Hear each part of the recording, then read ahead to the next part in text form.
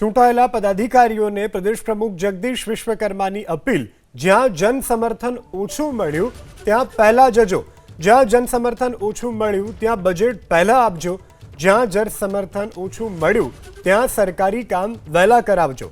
કોઈની સાથે મતભેદ ન રાખવા જગદીશ વિશ્વકર્માની અપીલ ચૂંટાયેલા પદાધિકારીઓને જગદીશ વિશ્વકર્મા દ્વારા આ ટકોર કરવામાં આવી છે। મારી બે હાથ જોડીને તમામે તમામ કાર્યકર્તાને, મારો બૂથ પ્રમુખ હોય, શક્તિ કેન્દ્રનો ઇન્ચાર્જ હોય, મંડળનો અધ્યક્ષ હોય, જિલ્લાના તમામ કાર્યકર્તાને વિનંતી છે, ધારાસભ્યને વિનંતી છે કે જે જગ્યાએ આપણને જન સમર્થનમાં ક્યાંક કદાચ ઓછું આવ્યું છે એમના ઘેર પહેલા જજો, એ મોહલ્લામાં પહેલા જજો,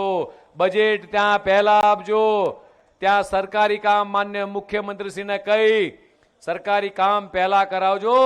કોઈ મતભેદ રાખતા નહીં, મતભેદ ભલે લોકો રાખતા, વહાલા દલવાની નીતિ ભલે લોકો રાખતા, રાખવા દેજો,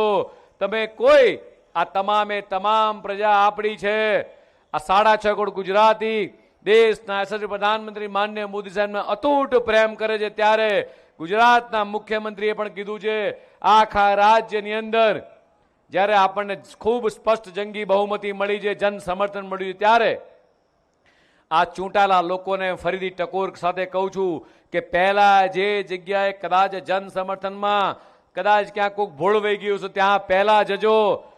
ધવલભાઈ, પ્રભારીશ્રી, પ્રમુખશ્રી, આ બધા જ લોકોનો ત્યાં જઈ અને આભાર માનજો કે કદાચ તમે આજે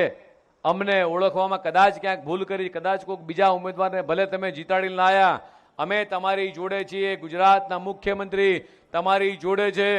દેશના પ્રધાનમંત્રી તમારી જોડે છે, જેટલી પણ સરકારી યોજના હોય, કિસાન સન્માન નિધિ હોય, આયુષ્માન કાર્ડ હોય, જેટલી પણ સરકારી યોજના છે, આ સરકારી યોજનાથી એક પણ બનાસકાંઠાનો નાગરિક વંચિત ના રહી જાય એની ચિંતા કરવાની જવાબદારી મારી સામે બેઠેલા લોકોની છે, ચૂંટાયેલા લોકોની વિશેષ જવાબદારી છે।